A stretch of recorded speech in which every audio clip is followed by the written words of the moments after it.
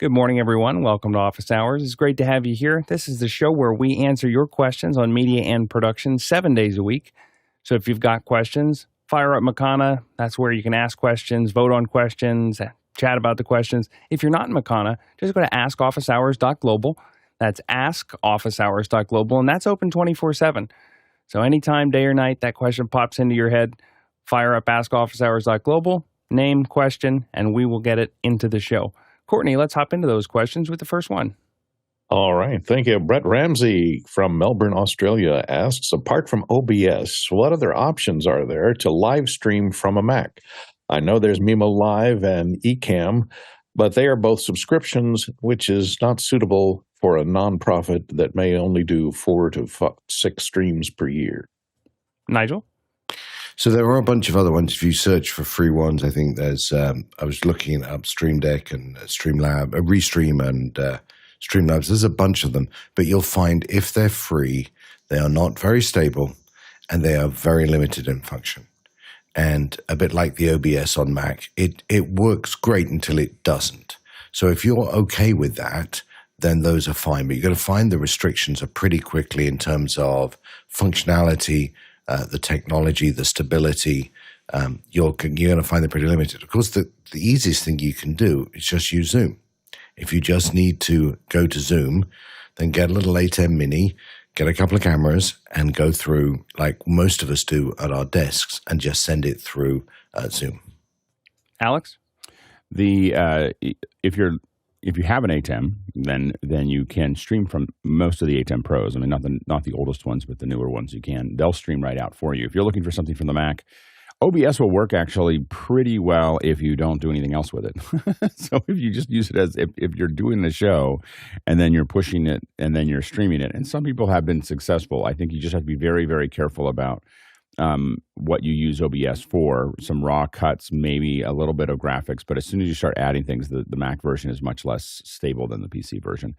The other one, if you really want to get geeky about it, is FFmpeg. That's going to take a little bit of homebrew and some other things to install it, but once you have it there in a command line, I don't know if there's anyway, so you could use FFmpeg to do it as well. It'd be a little bit geeky, but it is free and it is very effective. And a lot of streamers base their streaming on FFmpeg. So it's definitely something else to think about.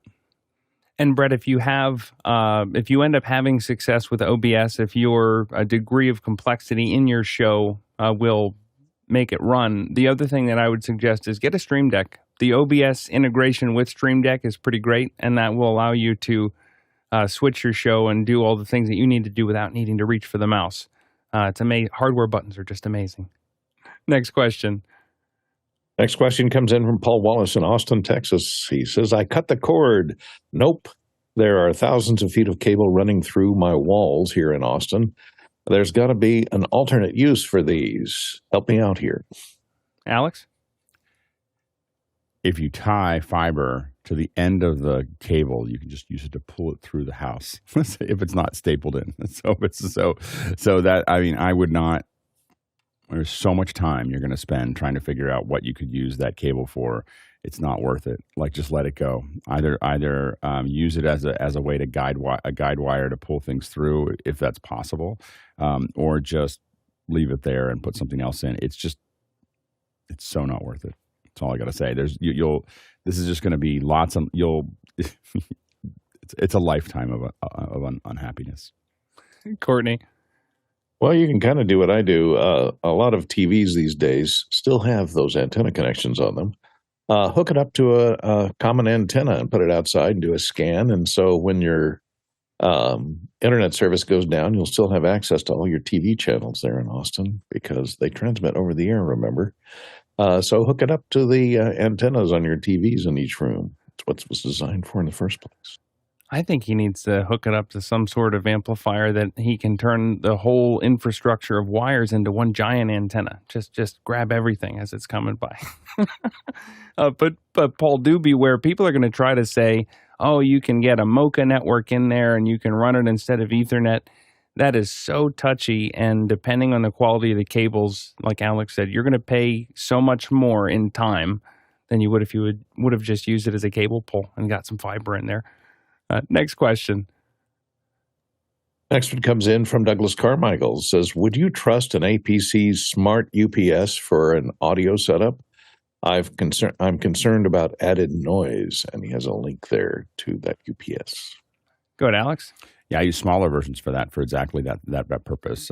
Haven't had any issues with it. I have the smaller one that's probably half the size of the one that you looked there. It's much less expensive too, and I usually get more than one of those, and so I kind of stack them up. We standardized on the smaller ones because they're 1500 VA. They just I don't think they have the anyway. So because they were the right weight.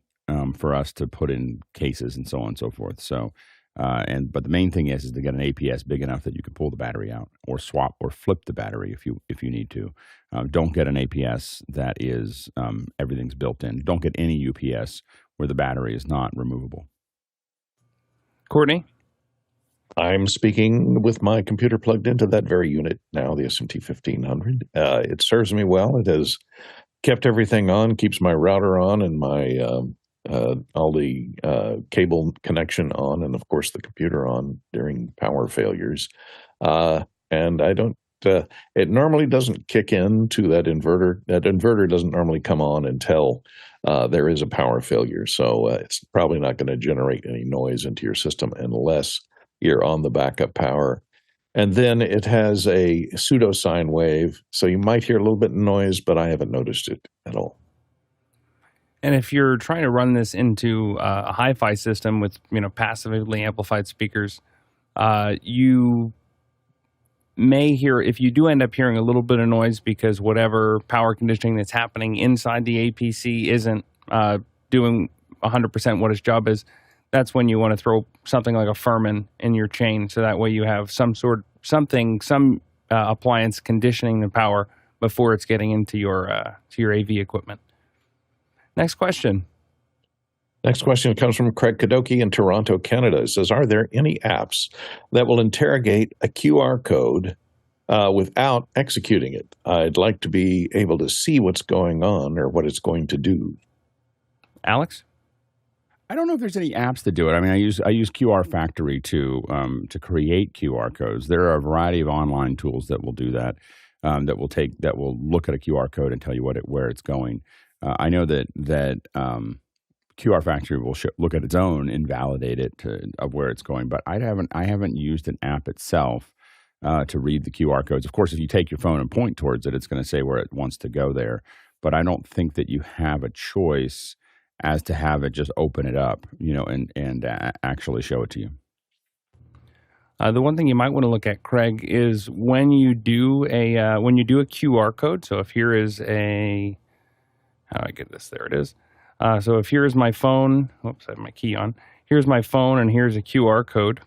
When I zoom in on that QR code, and this little yellow thing pops open at the bottom, in the bottom right, you'll see this little icon that looks like a QR code. If you tap on it, you can actually hit copy link and see what the link is. So if you can, this is officehours.global/donate, and I can copy it and then paste it into a text editor to make sure that it's really doing what I think it needs to do. Next question. Next one comes in from Brody Brazil in Danville, California. Are all color checker charts created the same, or is there a best one to have? This would be for video purposes and corrected via Premiere Pro. Thanks. Nigel? They are not all created the same. Some are bigger, some are smaller. Some have more features than others, and some are portable, some are not. Some are very, very expensive. So there's a huge range. So I guess the answer is you're using Premiere and you want to use the color correction stuff. I use Resolve to do my color correction stuff, even though I tend to edit in Final Cut Pro. And so I in Resolve, there's actually an incredible feature that allows you to use resets to a color checker. So you got to make sure if there's an automated system like that in Premiere, it's using the one that is supported. So for me, I use this simple little one. It's from X-Rite or whatever they're called now. I think Pantone bought them and everything's changed. But make sure it works with your software. Buy the biggest one you can afford. But there is a huge difference between, what someone like I would use for my productions and maybe what Alex would use for professional production. Alex? So the one that I carry around in my bag is this little X-Rite passport. So this one is just something that we keep in the bag. It's got a couple different things. It's not the best one, but it's the one in your bag. So it's better than not having anything. Throw this in front of a camera, and one of the things about these is that you're using Premiere, but for those of us who use Resolve for a lot of these things, it has a built-in, calibrator that will see this one specifically. It's the same pattern. Excuse me one second. So the ones that we use when it matters are the DSC Labs color charts, and this is what this one looks like here. So this is the standard one in broadcast. This is the one you're going to see. As Nigel alluded to, this is very expensive. The small one costs about $800, and the big one costs about the one that most people use costs about $1,700, and they have even bigger ones that are $5,000 or $6,000. But they're all similar. And one of the things that's interesting about them is that what you're seeing there is that pattern. So you have some resolution charts. Those trumpets on either side or into the side will let you look at that. And then the other thing here is that all these colors are, if you look at this here, those colors, if you have a vector scope, so if you've seen a vector scope, it's a circle and it's got these little targets in it that are there. And what these colors do is, the reason that they are what they are is because they will draw a line when your camera is correct between all those targets. And so that's what each one of these colors represents the dots that will draw straight lines between those if your color is correct. So that's why they're set up that way. But most importantly, they really cover most of the colors that you need to make sure that things are going. You'll see different skin tones that are added into this one here. So there's a lot of different pieces here that really help you figure out what your color looks like, and that's what a lot of us use to fix cameras. When you put it there, it really does make it easier to color correct later. It definitely is used for live to calibrate the cameras. A lot of times, what I'll do is I'll take that color chart, and if you shoot it with different cameras, you can take the color chart and you corner pin one over the other one, and you can connect them, correct them by taking the top one, setting it to difference, and then tweaking it until the image goes black, which means that there's no difference between the two. And that's a way that you can not have to calibrate your cameras to perfect color, because you might want to be warm or cool or whatever. But you can take a live camera and make one live camera look like the other one relatively easily. And so those are the big charts. And then again, there's this little passport, this color checker, the passport. And I have to admit, I use very little in between. Like those are the two that I really have that I use often. And if you're going to buy the passport, make sure that you buy the passport video, not the passport photo. The passport photo is not one of the built-in charts. Ask me how I know. Next question. Yeah, I just checked the prices for the Chroma Dumont 12 plus 4R. They're $1,445 to $4,317. So, and that really, that really depends on the price. So that's the not the size. That's not the price. It definitely depends on the price. That price depends on the price. Exactly. The price depends exactly on what they're charging for it. No, sorry. Anyway, so it is the size that really gets you, in those. And then there's I would not get the 12R. The 12R is a popular one, but the 24R makes a difference, and so it's got more of the targets on it, so it's a little bit more expensive as well. Next question. Sorry. Yeah, from David Brady in New York City. He says, my Synology DS920 is running low on space. I have an old USB C JBOD enclosure with a mix of drives rescued from my old Drobo. Can I hang this off the Synology and offload the old stuff instead of expanding the NAS with a Synology DX517? Alex? It just depends on how connected you are to that that data. Like that's that data. The data. I don't think I would take old drives and a JBOD, and you could give it you could stripe it. I mean, not stripe it, but you could do it as a 5, RAID 5 or something like that. But I don't. Yeah, and a JBOD, as TJ said, is just a bunch of drives. So it's just like putting a bunch of drives in there. And of course, you can do a software RAID, set it up for RAID 5. That means you could lose one of them. I think one, for depending on how many drives you have. I sure wouldn't do that though. I mean, if that's not the only place you have the content, maybe you can give it a shot. But I don't think if it's content that you don't have anywhere else, then I would think real hard about that and just get another drive, get another Synology or whatever. And it depends on how much content it is and how important it is to you.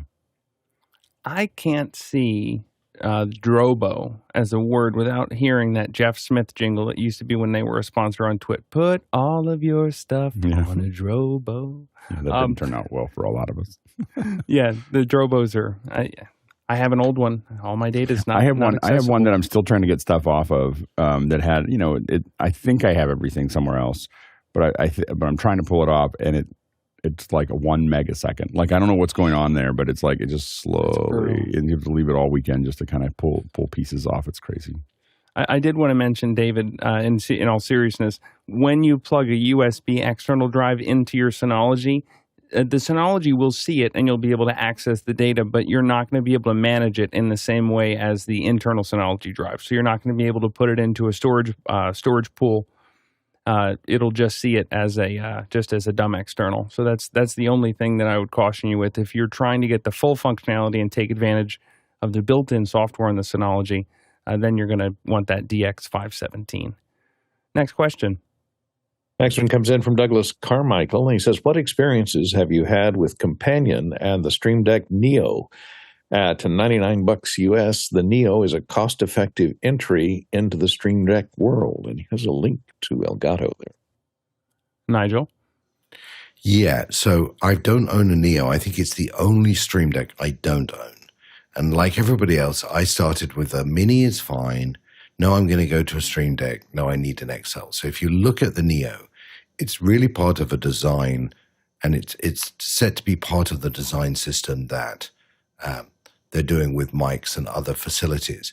But you'll notice very quickly that it has 8 buttons.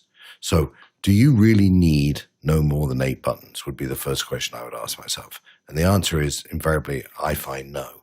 The next thing is Companion. I've seen nothing that says that Neo doesn't work with Companion. I think Companion is very flexible. It's probably in one of the Companion builds to do it. The only thing I tell you about Companion, well, they say Companion works well with the, at the same time as the Elgato software. My experience is they don't. That you run Companion on one, Stream Deck software on the other. And while there are ways to make it work together, it's very, very touchy in my mind. And it's just easier to leave one completely on Companion, another if you have another on the Stream Deck. So there's no reason it wouldn't work. I've not seen any advice or guidance that the Neo is not supported. I just wouldn't buy one with 8 buttons. Alex? Yeah, I wouldn't either. The one advantage is I was looking at the Mini, trying to figure out how much the Mini costs. Yeah, the Mini is where I would go if I really want to save money, because it does save. I have one right here, and I actually use this one. I use this for my presentation, so I don't need Keynote to do very much. So I have a little one here that is just it saves some desk space, and it's $59. So if I were going to do entry level, I would go down two keys and just have this little one, and that's just to do little things. And again, I just use it to run Keynote, and so I can just do the basic things that I need to do with Keynote to make that actually work. So I would take a look at that. It's going to be even less money. Other than that, I agree with Nigel that I would 100% go the other direction, and go into something that's much more has a lot more keys. The XL. It's good. I think I now pretty much just buy XLs if I get them. Courtney? Yeah, you held that up. Is that a wireless version? No, it's got a wire. Stream Deck. You just can't see it. There it is. Okay, yeah, I'm watching he was Al like, review. What kind of magic is wouldn't this? Wouldn't it be great if they had a Stream Deck with 8 buttons on it that was wireless and communicating wireless? They do. over USB? They do actually have that. It's called a phone. So you can, so you can take, so you can put StreamDeck on your phone, on your iPad. I have it on my iPads as well. So the software itself, so that would give you a wireless solution. Okay. And here is that I have an old iPad that's a little long in the tooth and doesn't hold battery anymore, but you can have all your buttons right there. I can turn my water heater off when it kicks on and makes a bunch of noise. Hit a button, kills it right away. Next question. All righty. Comes in from Nigel's old stomping grounds, Nottingham, Great Britain. Brian Stark wants to know, I would like to compare and contrast features and workflows in Logic Pro 10 and 11 before a full transition. Are there any problems with running both versions side by side on the same machine, library conflicts, etc.? Alex? Yes. Don't do that. Don't do that between those two apps. Apple doesn't care about backwards compatibility. It's not going to care about other things to work there, and there's definitely preference misalignments that you're going to have. It's not going to be so much the libraries. I'm not sure, but you'll definitely have some preference issues between the two because there are preferences there in 11 that don't exist in 10. I would definitely not run both of these on the same machine. Next question. Next question comes in from a mysterious, we're called AO. Could it stand for after hours? Because in San Francisco, and he asked, every show ends with see you in after hours, but no explanation of that, of what that is or how you find it. What gives? Alex? See, we like the little hidden, we've gotten rid of most of it, but it's still, there's like little Easter eggs or little hidden doors in what we do, and they're just goading you to ask questions like this in our show. So when we say we'll see you in after hours is open 24/7. People hang out in it 24/7, and it's a great place for you to go up and say, hey, I've got a problem, or I'm trying to figure something out. And oftentimes there's anywhere from 5 to 25 people in there that can answer your questions and help you test something, those types of things. There is links in the emails that go out every day. So if you're not in the email, I would recommend it. You get an email every day or most days. You miss it every once in a while, and sometimes we send you two by accident. So we've done that in the last month. But in general, there is an email that goes out. If you go to officehours.global/join, you're going to be able to sign up for that email, and then you'll get one email a day. And it not only tells you what we're doing every day, but at the bottom, it will give you links to things like how to join Discord, how to go into after hours, how to go into office hours, all those things. So I'd highly recommend it. Nigel? Yeah, and if you do go into office hours and it doesn't look like anybody's there, turn your camera on and say, hello, is there anybody there? And you'll find there are people hidden everywhere that will jump out. They just have their cameras off. And there's always someone somewhere. Yeah, and people use it a lot, like, oh, I got to test my system, or I have a question I'm trying to work out. And you'd be surprised at how many people will pop up there. Next question. Next one comes in from Tony Mobley in Noonan, Georgia. It says, are there any suggestions for a house of worship participant who is in an area where they only have cable internet and they continue to buffer during the house of worship services on Zoom? Alex? Stream it to YouTube. So if you stream it and they can watch it, they won't be able to participate in the same level. But if you stream it to YouTube, so the issue that they're having is that WebRTC really expects a tight connection there, and that's why they're buffering. YouTube will do that buffer for them. So if you stream and you leave it on regular latency, it's going to have 15 seconds of buffer. And so the fluctuations that they may be experiencing oftentimes will get smoothed out, especially if they lower the resolution. So you may be streaming to 1080p or 720p, have them go down to 360p. They can try 720p, and you may find that it's a lot smoother as it goes through there. Next question. Next question comes in from TJ Asher in Minneapolis, Minnesota. CJ was demonstrating some new toys before the show. Can he share with the whole group? It wasn't so much a new toys as much as a new idea. I thought to myself, hey, we have all these note-taking apps. I was trying to get better with the pencil, and I was trying to practice handwriting, and I'm trying to take better notes. So I was practicing with an Apple Pencil, and I was in a note app, and I thought to myself, if I put a white background on this note app and go into the key and make it a little bit bigger, wouldn't it be great if I could then use it as a telestrator? What then I figure out is in the Notability app, there's a feature. So if you are in the Notability app, and in the upper right corner, and if you have it plugged into an external monitor or to an Apple TV, right up here in this corner, there's a little button that looks like a screen. When you tap on that, you can put it into presentation mode. Now it treats the Apple TV as an external monitor, crops it to 16:9, and doesn't translate any of your interface of your palette of what pen you're using and what kind of line shape do you have. And so now what you end up with is I can now use that as a key, but I have all of my palettes here. So if I wanted to change to, I think JJ said this fuchsia color was really nice. This I can come over here and say, you know what, I'd really like that to be I'd like it to be a dotted line instead of a regular line. But you also get all the things that Notability has. One of them being I have infinite scroll, so I can swipe those telestrations away. But the other thing is, and I'm practicing, so I'm still getting good at it. I literally had this idea at 1 o'clock in the morning, so bear with me. When you draw a shape and hold at the end of it, if you draw the shape well enough, it'll snap into a regular shape or to like an actual circle. And of course, I can't do it now because we love demos. But it'll do circles, squares, and I was good at it last night. It snaps together. You can also draw arrows. So if you draw an arrow and then hold it, it'll sometimes snap into an arrow with a spline that you can actually now treat as a shape instead of just a plain line. But the angle that I'm trying to draw it at must be a little weird. But Alex is the king of telestration. We're all just imitators. The only thing that bothered, the reason that we built one and the iPad version of my Telestrator thing, or that Juan built, the main thing is getting rid of the interface completely. You can see that little square popping over. That's the kind of stuff that I don't want it to do. Like when there's a little thing that every once in a while is popping over from the side when you're doing it. Yeah, there it is right there. See? Oop, yeah, see, because that's the kind of stuff that drives me crazy. And the reason that I didn't put any of those snaps in is because the thing that I'm always worried about is creating commas in your head. Right.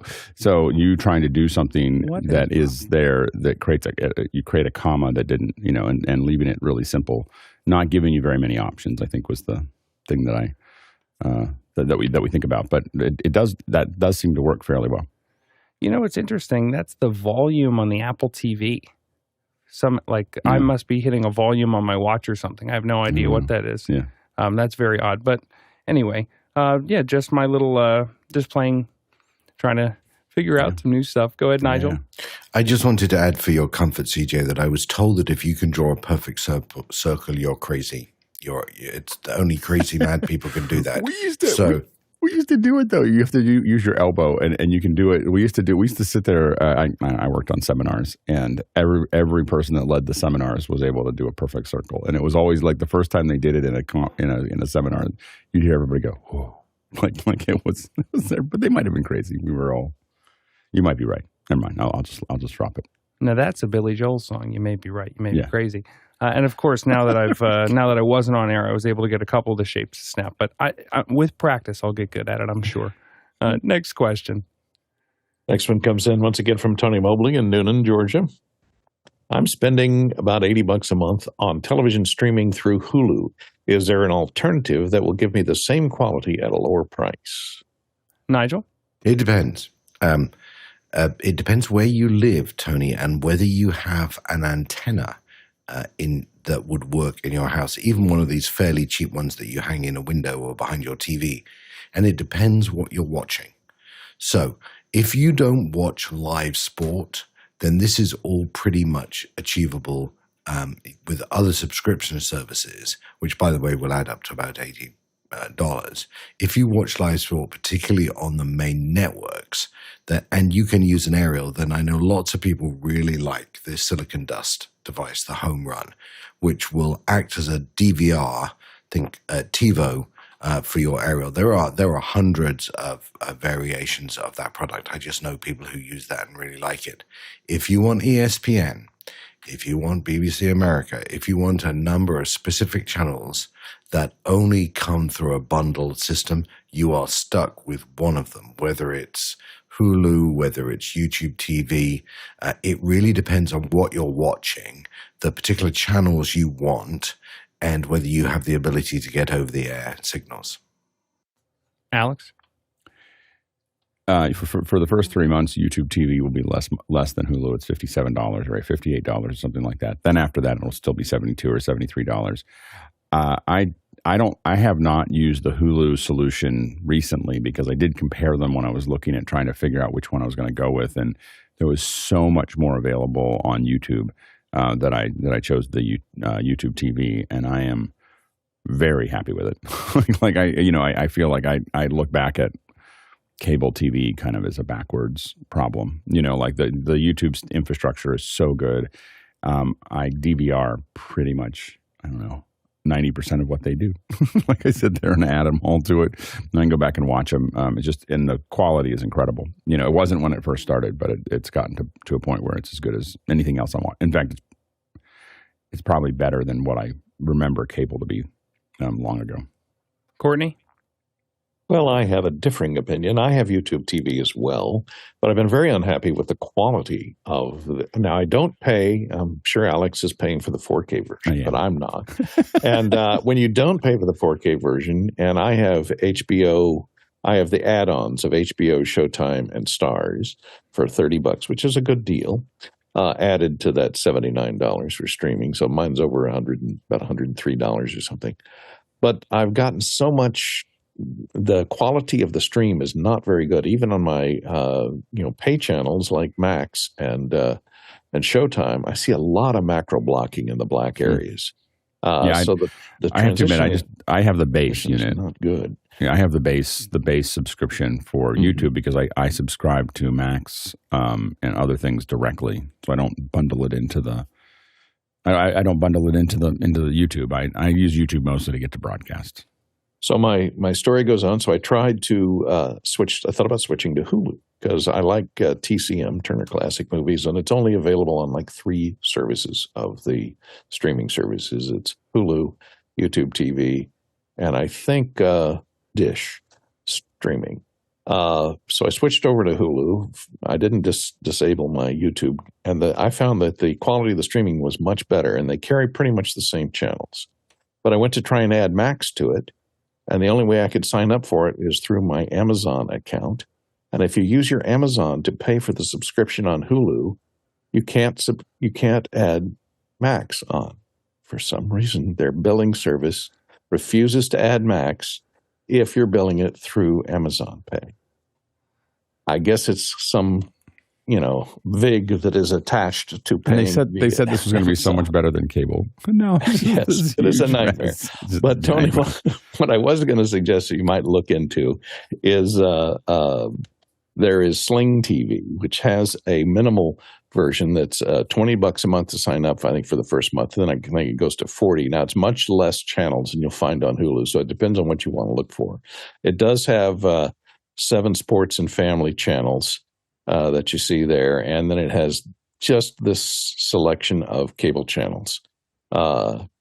There's 24 channels in there, so it's not near as expansive as Hulu or YouTube TV, but it's I think only $40 a month once the offer expires. So you might look into that.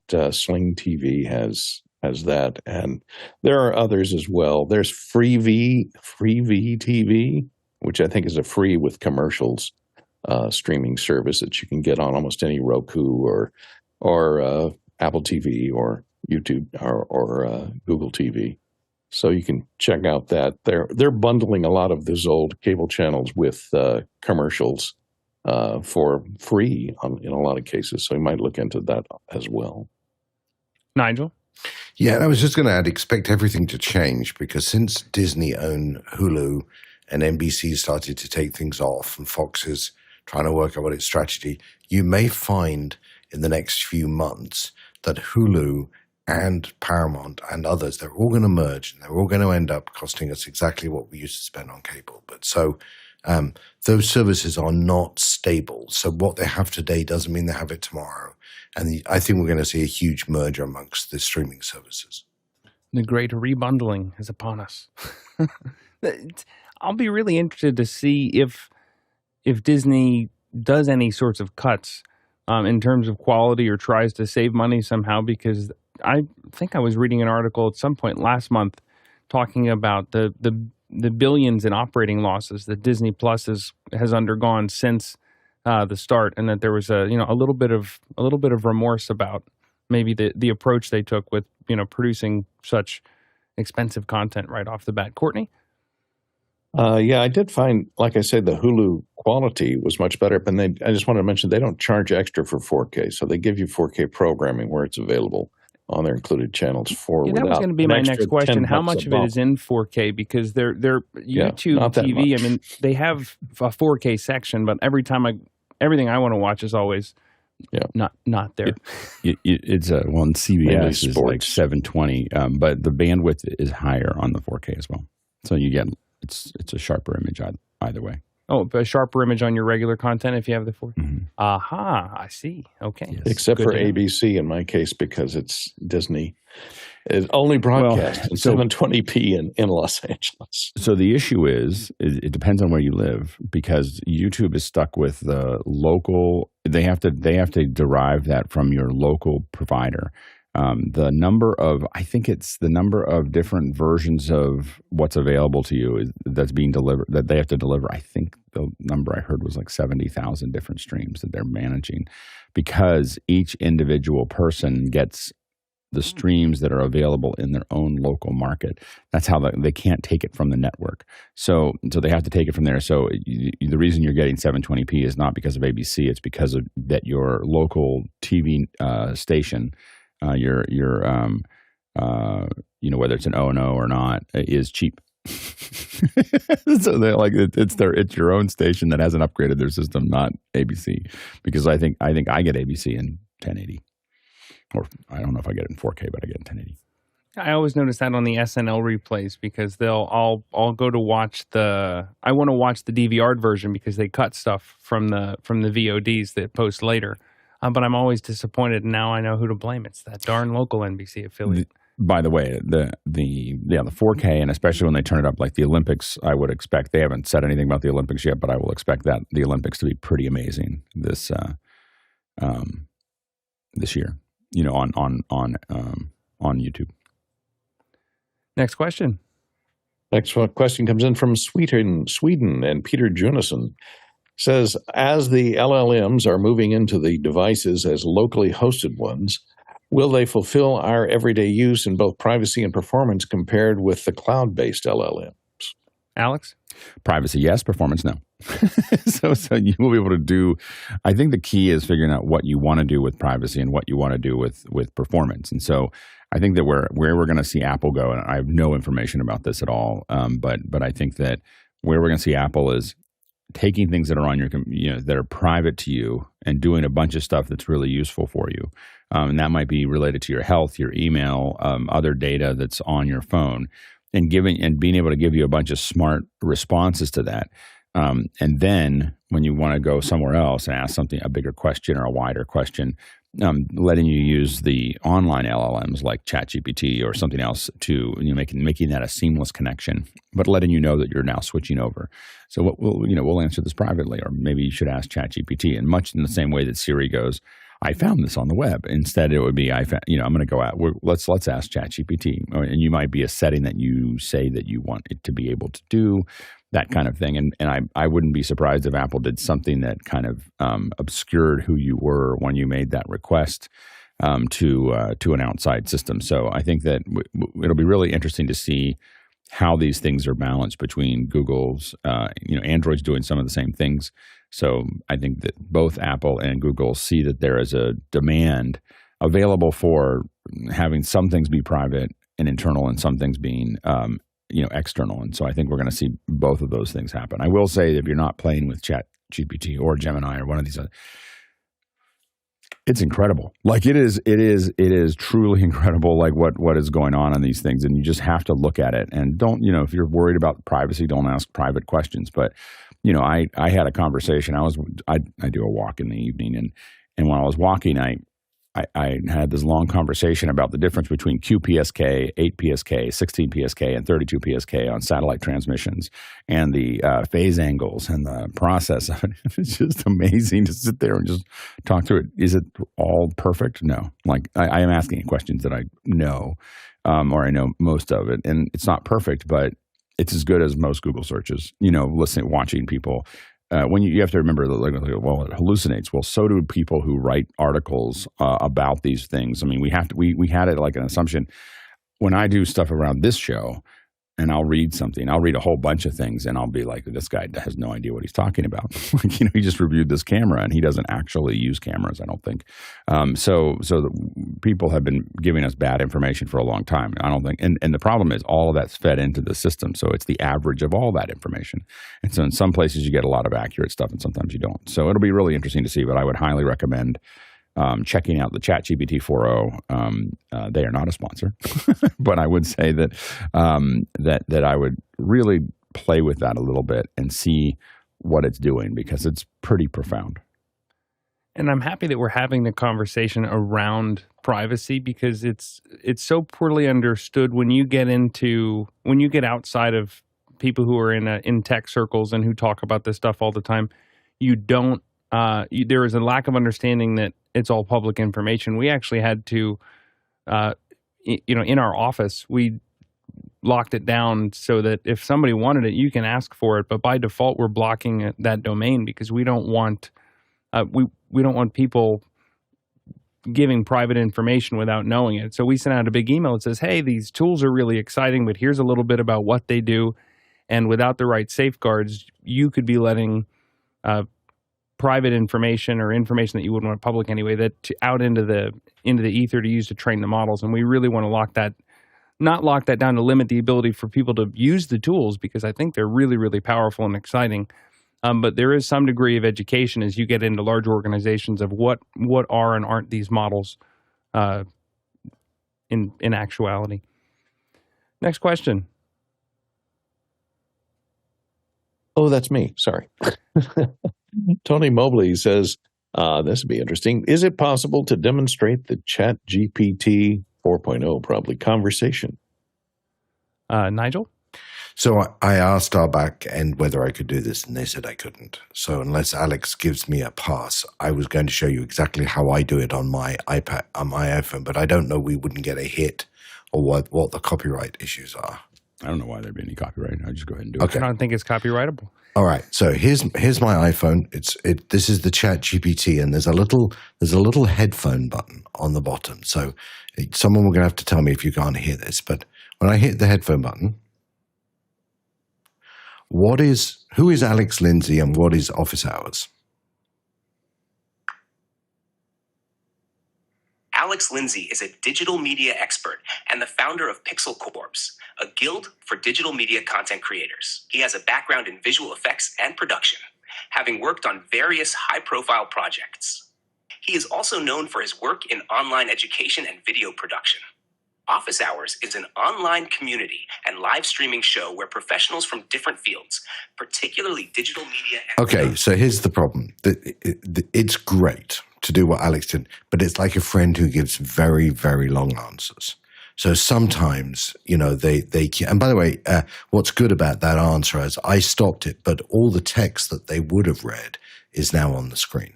So you can cut and paste. We have a family member with a medical problem, and we had some idea what to do or not to do. So my wife and I started having a conversation yesterday about how to deal with this medical problem, this family member.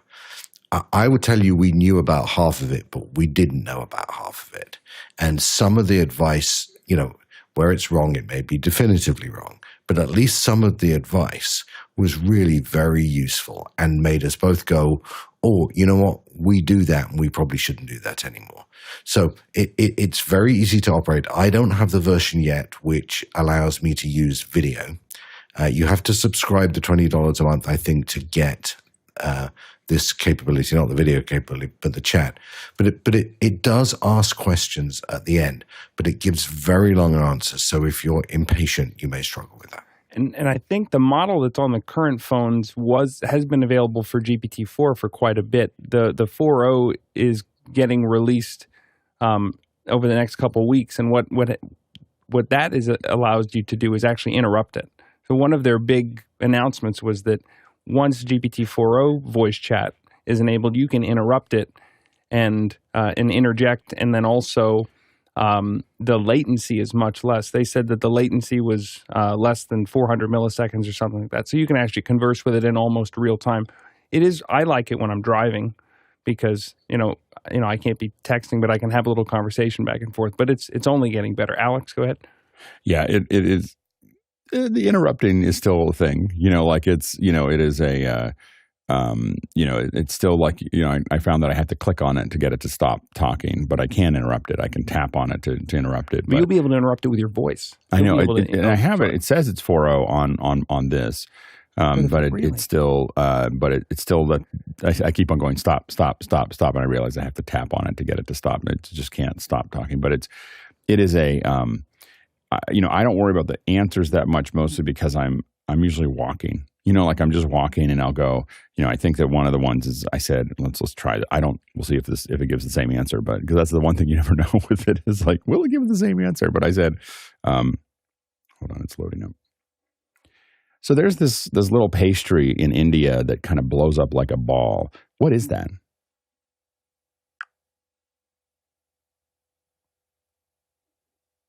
The pastry you're referring to is likely pani puri or golgappa. These are small, round, hollow pastries that puff up into balls when fried. They are a popular street food in India and are typically filled with flavored water, tamarind chutney, chili, chaat masala, potato, onion, and chickpeas. How to make pani puri. Ingredients for the puris. So there you go.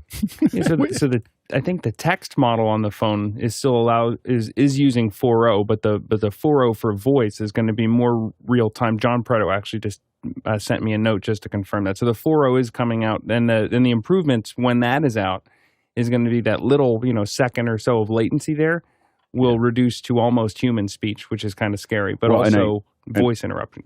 Where my mind went completely when it's doing some of these descriptions is, it's going to start doing generative AI images, and I'm going to start like I'm going to ask it for something, and I'm going to get videos and stills and all kinds of other things that are all going to be generated in real time. I know that eventually AI is going to might pass us. But I got to tell you, it's going to be a lot harder if AI is giving us all that information. I mean, I feel like it's like I feel like I have like a fire hose of information, because now every time I'm kind of curious about something, I'm just asking it all the time about things. And I was doing that with text before, but now I'm doing it, and mostly I do it when I'm walking around. But I will say that it is it's not that I take it as the truth, but it's a great way to start thinking about it. And the big thing is that I start understanding what all the concepts are. So I start understanding, like I'll ask it something, and it'll talk about these concepts, and that helps my research a little bit later. Nigel? Yeah, Dave Brady jumped in and said he asked the same question that I did, but he said be succinct, and it answered in three sentences. So there may be a bit like our Mid-Journey experience, the ability to add things on. I'll tell you two other quick things that have struck me. And I don't know their depth or meaning.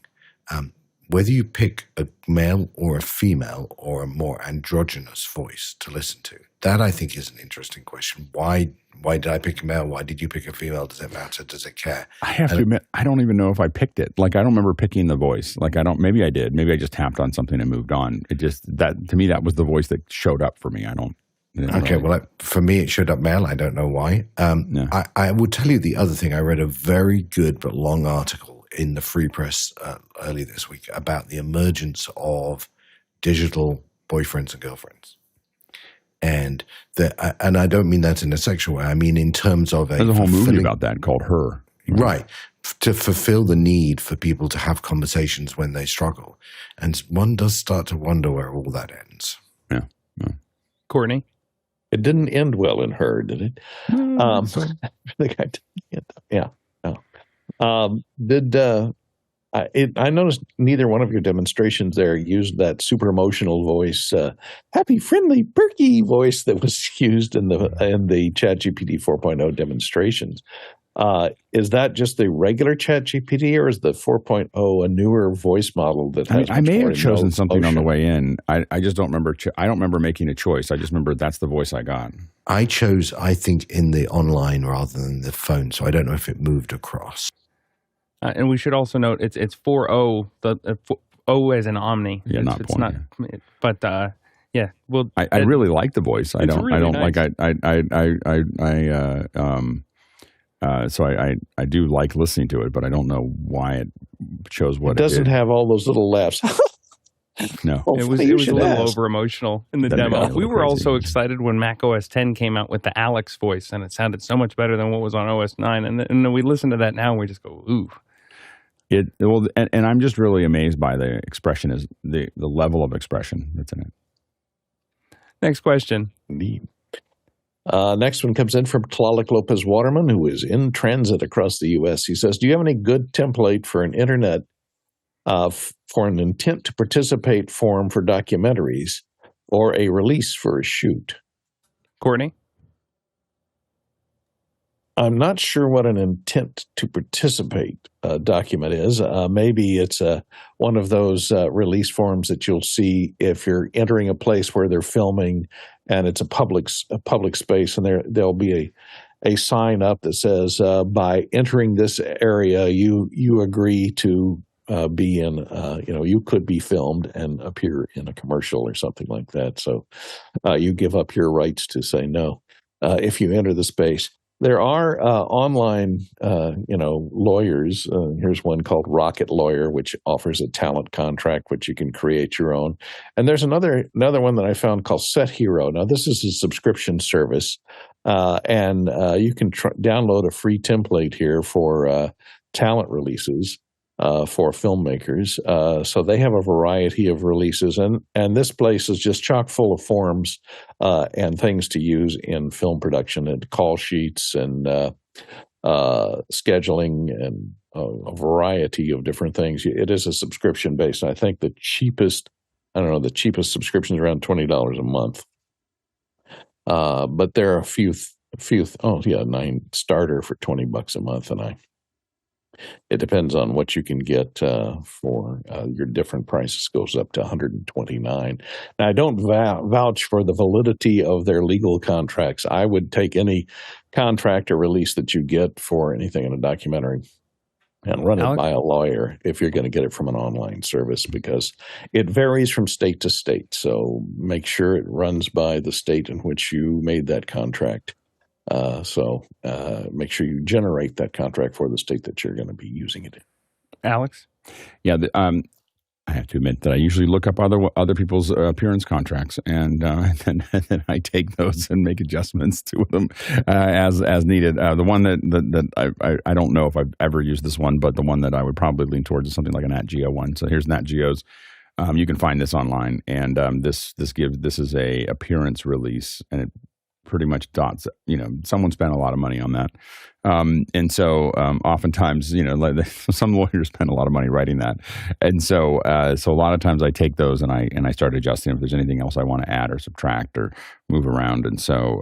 But the Nat Geo one is, if you start with National Geographic, they do this every once in a while, and they might have thought of most of the things that you need for an appearance release. Next question. Next one comes in from Douglas Carmichael. He says, I've asked about the LYYL desks before, and one criticism was that vibrations from speakers would resonate through the desk. For someone using headphones only, would it be a solid desk choice? Alex? At $600, it's a $600 desk. At $600, I think that's way expensive for what you're getting. I think you could get something that was a lot more full-featured. I mean, again, we looked at some of the other ones that are available. You can get desks from Monoprice. I'm not a big desk person, so I don't really I don't spend money on desks. So I'm usually looking. So if you really want to spend money on some shiny desk, I guess $600 is fine. But I could spend $300 or $400 and get a very, very solid desk that did everything I needed to do. and that probably was bigger and more robust than what you have there, and it would move up and down and do all the things that I wanted to do. So I just don't. When I look at that desk, I'm like, well, it might do what you want it to do. I just feel like it's wasteful from a money perspective. It doesn't look like a particularly useful desk. Next question. All right, next one comes in from Paul Kovics in Elkhart, Indiana. I was looking into this new tiles on Zoom, small education NFP with just meetings account and an ATEM. What is the best way to get into Zoom beyond plain meeting app? Zoom OSC, ISO, still a newbie. Nice meeting, Alex, CJ, and Andy C. Carluccio at NAB. Alex? Yeah, I think that, the most basic way, and I think it was an education not-for-profit or nonprofit, I think that the easiest way for you to start to get into, if you already have an ATEM, is potentially just taking a couple HDMI outputs from and you can have Zoom ISO identify those and push those out. And you are going to see better frame rate, better color from Zoom ISO than you will from just screen scraping Zoom out. So that's you can identify those out. Some people are using pluggables for that. You could, increase that a little bit by having an external card that you connected via Thunderbolt if you're on a Mac, and so those are ways that you could use that switcher, and then you're going to get those outputs. Now you can start cutting between them. You can start, doing those basic things. Now, what I do for the shows that I do on my own. So when you look at if you look at the fireside chats, I'm doing those with Mimo Live, and so what I do is I take Zoom ISO and I send it out to Mimo.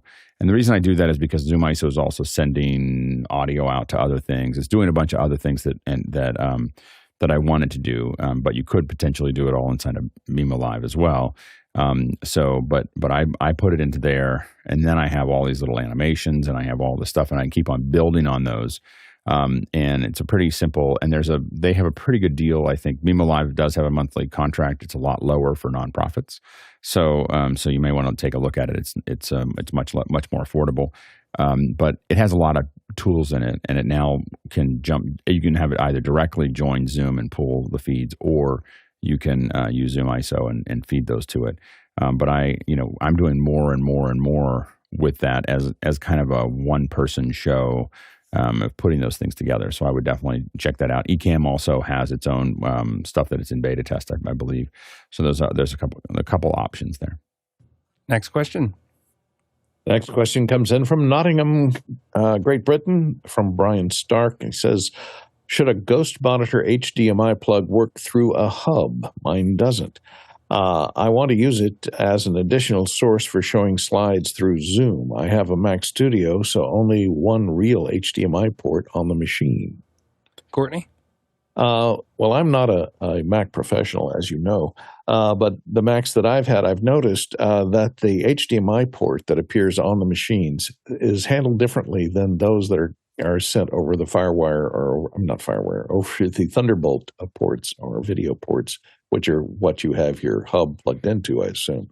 So you might try plugging your real monitor into the hub HDMI out and your dummy plug into the HDMI out on the studio itself, and it may recognize it then. It may not be recognized through that external port. Alex? Yeah, it could end up with some kind of configuration challenge, because it's always going to want to go back to that port, that HDMI port, if you put the dummy plug into there, which is what I would do exactly. I think what Courtney was talking about. I put the HDMI plug into the HDMI there. I would do a USB C or the Thunderbolt or whatever to HDMI to put it into my monitors, or put it or send it out of there into the hub and then go to the monitors. But if you have any kind of issue, if you're going to recovery mode or whatever, it's going to turn all that off. So you have to be kind of careful of taking that away.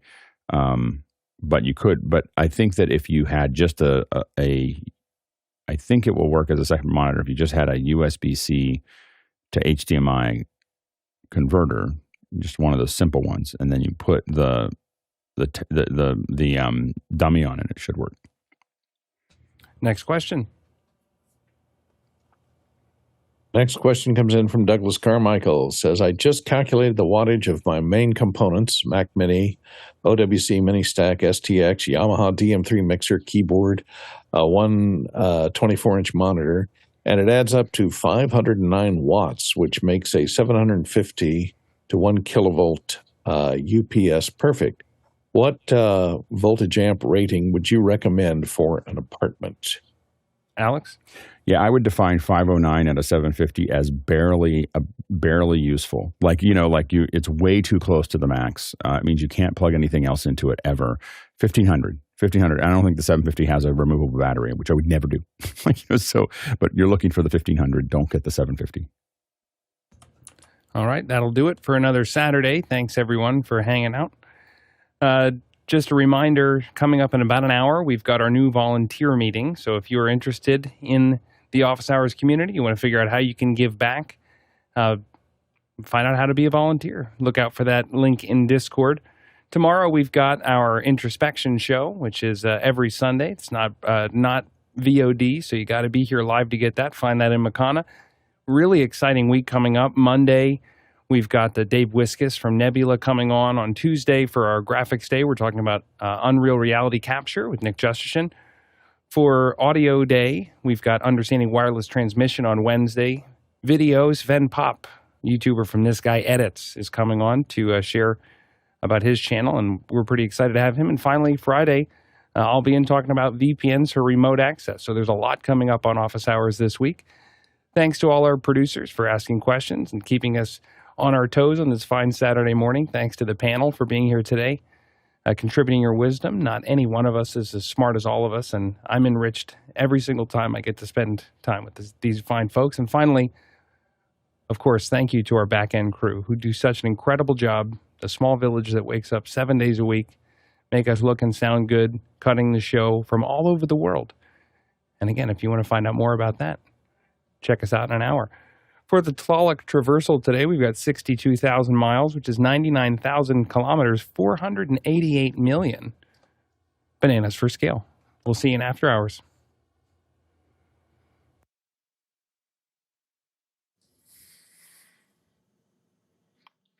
Good job. I have cables. Sorry, hold on. Get started again. He got embarrassed talking to his phone, folks. Hold on a second. I have cables. I have my house coax together. cable all through my house.